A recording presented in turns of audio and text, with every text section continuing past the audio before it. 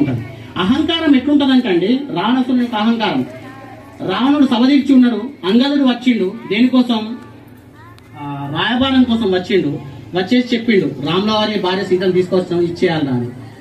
రావణాసుడు అహంకారంతో ఏమంటాడు అంటే, నేను ఎవరో తెలుసా, రావణాసురుడిని నా యొక్క బలగం చూసినా ఎంత పెద్ద ఉందో, అడవుల్లో తిరిగి ఆ తపసి వేషం నన్ను మోసగిస్తుందా, నన్ను దాటుతుందా, నన్ను గెలుస్తుందా అని అంటాడు. అన్నోళ్ళు ఏమంటాడు అంటే, చూడు రాముల వారి దగ్గర ఉన్న సైన్యంలో ఒక మామూలు కోతి, జాంబవంతుడు అనే తాత లే హనుమాను దునుకు అన్నోలే 100 యోజనాల సముద్రాన్ని దాటి వచ్చింది నీ లంకకు. పోయి నువ్వే పోయినావు సీదా. వాళ్ళ తమ్ముడు ఒక గీత గీసిండు, గీత దాటినామా.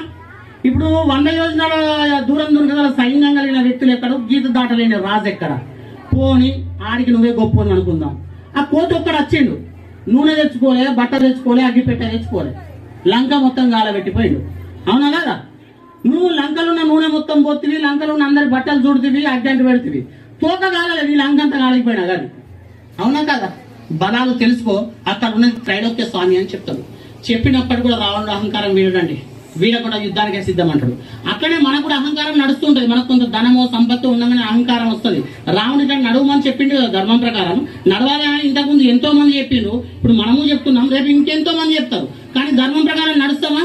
నడవమండి. మన లోపల ఉంటది, కలికాలం కదా, నాకు నచ్చినట్టే నేను ఉంటాను, పర్వాలేదు మీకు నచ్చినట్టే ఉండొచ్చు. కాకపోతే మనకు నచ్చినట్టు ఉంటే ఏమైంది అన్నది కూడా ఒకటి చెప్తాను.